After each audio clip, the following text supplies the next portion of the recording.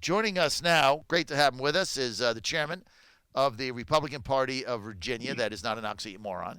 Rich Anderson is with us, trying to rebuild the party from the dumpster fire that it's been. Rich, great to have you with us. Great to be here with you, John, and get home. Yes, you did marry up, as did I. Go to andro400.com. I've been on it for 5 weeks. I'm feeling pretty good, though, Rich. I don't know when I get home. When I get home this weekend, we'll have to see what happens. Kara, do I look better? Yes or no? Kara says yes. Yes. She said you look like $1,000,000. Rich, you got a big meeting tomorrow on State Central. Yes, we do. I just got to ask you this, Rich. That's your job. So, Rich, I mean, in all seriousness, you know how I stand on conventions, right? I hate conventions. I'd rather have primaries. But you guys already had a meeting, you already had a vote, and you chose a primary. I'm sorry, and you chose a convention. You chose a convention, much to my chagrin. And campaigns have made plans on a convention. They've hired people to do conventions. Now I look at the agenda, and there's a motion. There's an agenda item on your state central meeting tomorrow, which is available on Zoom. And that is an opportunity to change the vote and go back to a primary. How does that even get on the agenda? You already voted for this. Well, like you, I typically prefer primaries, but the State Central Committee has made its decision on December 5th at our last meeting to, in fact, do a convention. I believe we need to stay with a convention. Why? Just for a whole host of reasons, but because we've made a decision. I don't wish to relitigate everything that we do, because I want our Republicans out there to look at the State Central Committee and its policymaking process as being consistent, predictable, and dependable. In other words, when we make a decision, we do not relitigate it and create party confusion. We have so many items on our agenda, not just the SEC agenda, but the Get Well agenda for the Republican Party of Virginia to fix this, as you say, dumpster fire, which I concur that is an apt description. I took the job because that's what I want to do. I want to fix those things. I didn't take the job because it's easy. I took it because it's going to be damn hard in the coming months and year. So I want predictability and do not want to rehash things. But that said, this was proposed by one of our members. It got on the agenda. It was proposed by the vice chairman, I'm sure, in consultation with others.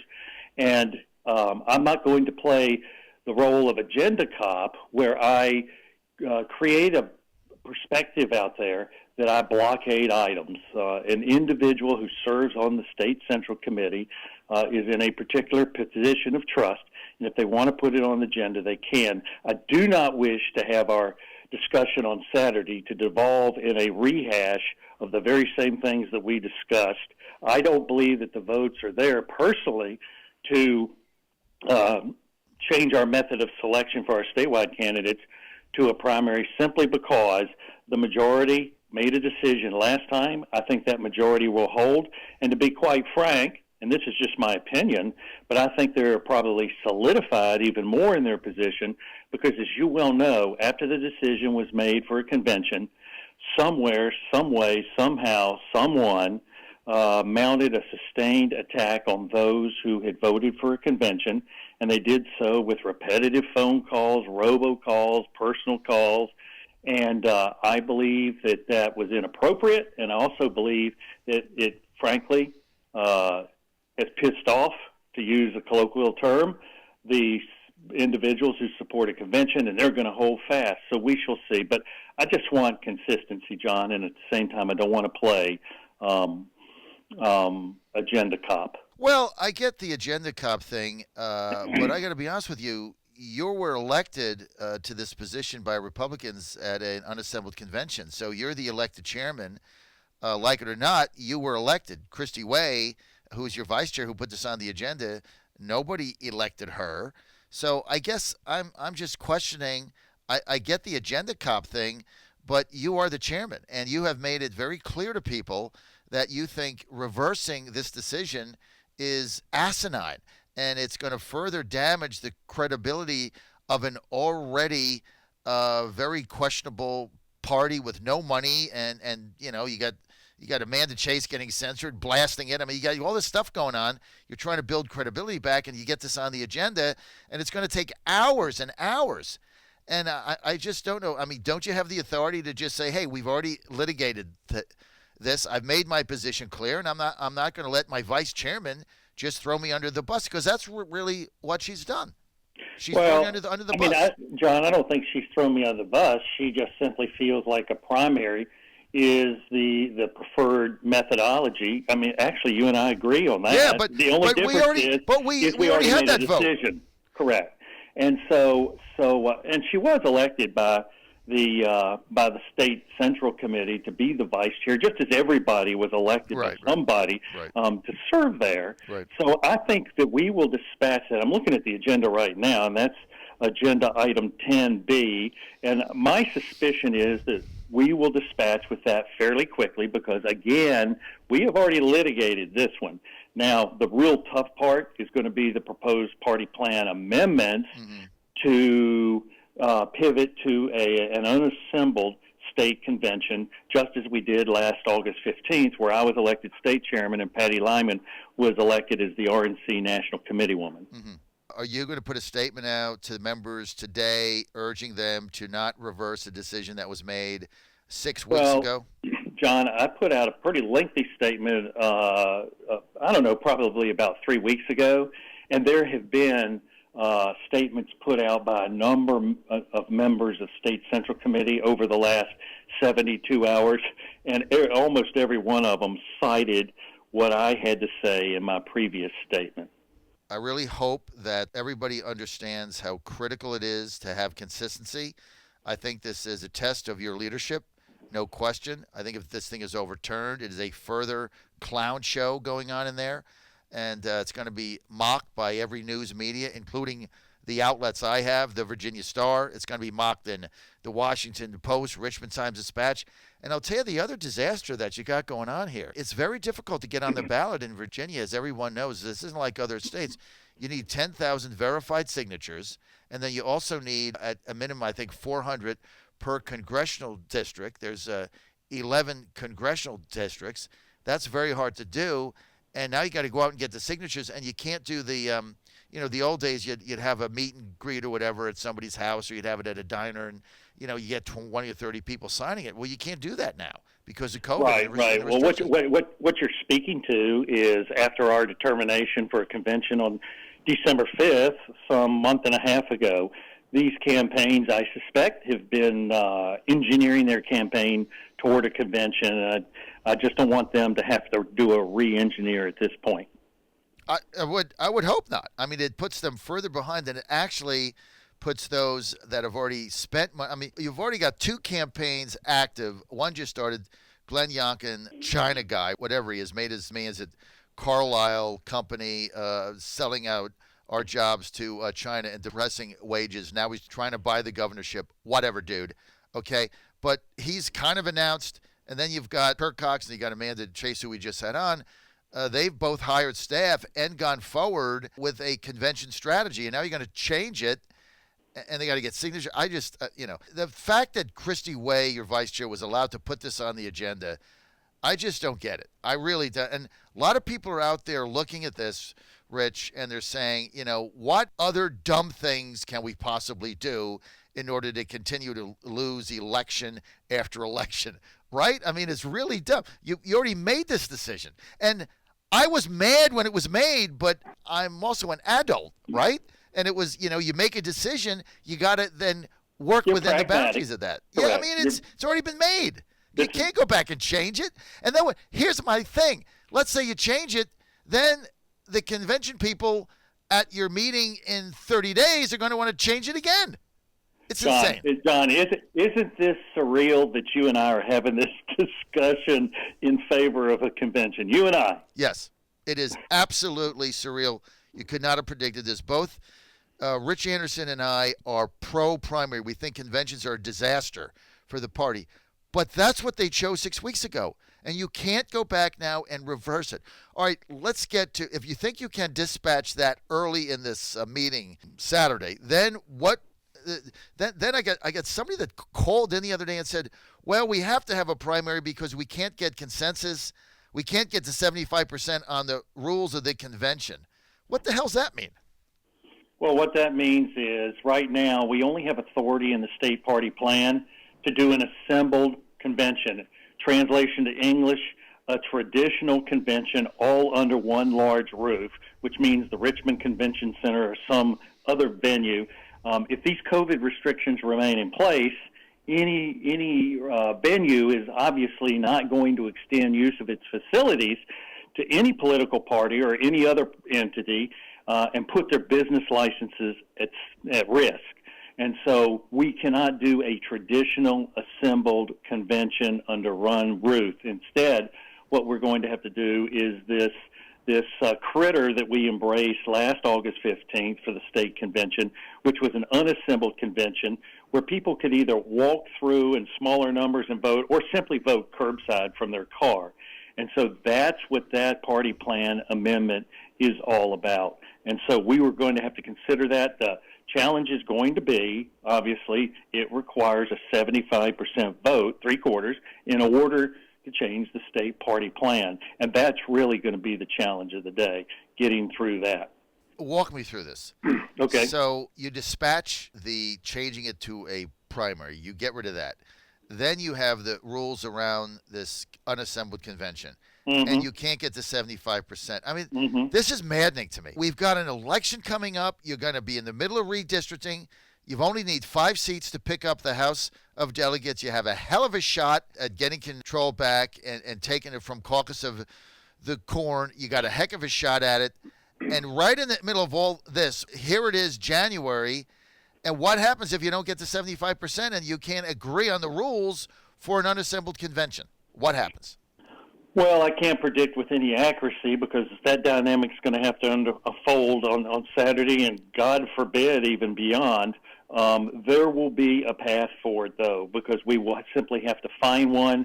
If we can't get to 75% after our dialogue on Saturday, we'll figure it out, and it will be frustrating and it will be embarrassing because that would constitute a major governance decision by the governing body that we can't achieve. And so it will just simply take deep discussion and negotiation by the members of the committee. But the bottom line is we cannot do an assembled convention. It has to be an unassembled. Right. So those that don't want a convention can stymie the 75% and put the party in limbo. Correct. Unbelievable. Typical political standoff that you sometimes see in legislatures, and I want to be more efficient than a typical legislature. What this underscores for me, John, is I think while we need to have rules of the road that are codified in our state party plan, I think our party, I say this as a newcomer, kind of a fresh face to the state central committee process, I think we excessively focus on procedural things that bog us down, just like this. It seems to me excessively high to have a 75% threshold. It seems to me like a more reasonable number would be 2/3, but that's not my decision. That's a decision of the state central committee on those kinds of methods and thresholds to reach decisions. But I think we wrap ourselves around a procedural and parliamentary axle. I just hope Saturday does not turn out to be the debacle that it's heading down right now, where you dispatch the primary and then the pro-primary people don't vote for the rules for an unassembled convention, and you can't get to 75%, and the party has no nominating method, and here we are in January. People don't know what to do. We're going to get mocked and made fun of in every major media, including mine, because I'll be the first one to do that. I know you will. Because it's a clown show. I mean, the Democrats are laughing their asses off right now. The Democratic Party of Virginia is listening to this call, laughing their tails off. They think we are so stupid. And, you know, your vice chair, Christy Ray, should never got this on the agenda. It never should have been debated. And then to take the 75% clause and hammer over the head to go back and get their way is equally as ludicrous. I mean, there's no leadership going on in this thing. And as a result of it, everybody is left in limbo. It's incredible to me. These campaigns should be planning now how to win the nomination in an unassembled convention. What are the rules? And then expanding their base so they can be competitive in Virginia come November. All eyes are going to be on us. And competitive means, look, you might not win the governorship, you might not win the lieutenant governorship, but if you're competitive, 5 to 7, you can pick up 5 or 6 seats. You guys Amen, get beat. brother. You guys get beat by 10, 15. Again, they'll gain seats, and it's over. You got one shot, and I'm beside my. Every time I think maybe there's a ray of hope with the Republican Party of Virginia, we have nonsense like what you're having on Saturday, coupled with the fact that instead of out working, you're tying the entire organization up for 15 hours on a Zoom call debating nonsense that's already been decided. I mean, it's really frustrating, Rich. I'm sorry to be this way. You're my friend. I think you're doing a fabulous job. I know how hard you're working, but it's frustrating to see this again. I mean, we are the laughing stock of America right here in Richmond. The laughing stock, Rich. Well, we will step to this on Saturday, John, and I believe we will get to an end state. I don't think it will involve 8 hours of dialogue like we had on December 5th, because I think the majority of the state central committee are fatigued by such exercises. It just saps us of energy and focus. And so I will do my best as the guy with the gavel to get it through in a reasonable period of time. And I might add also, by permitting this to be on the agenda, it put everybody on notice that a certain segment of the state central committee is going to discuss it. Had I not put it on there, I suspect that somebody could have proposed it as a new item under new business, and therefore you wouldn't have prior notice to the members of the state central committee that they were going to be discussing this once again. Rich, I couldn't agree more. Don't mean to put you on the spot, but in the event it's a tie, right? I used to ask Whitback this question. I know what you're going to ask, and I will be consistent with what I've said here, and I will break the tie with a vote for a convention. All right, thank you. And John Whitback, I hope you're listening to this, because every time I ask Whitback this question, he gave me a political sidestep answer. So great leadership, Rich. Thank you. You guys are going to get through it, and I hope we can get this resolved and get on with what really matters, which is putting together a competitive race in Virginia in November, a competitive race. And you got a hell of a shot to pick these 5 seats. Yes, John. I mean, we have been on the ropes for a good 10 years in terms of our statewide offices. And, of course, we took I'd hate to quote Barack Obama, but we took a pretty good shellacking in 17 and 19. But what I say to the Republican Party of Virginia and everyone who adheres to our conservative philosophy is this. This is a pendulum enterprise.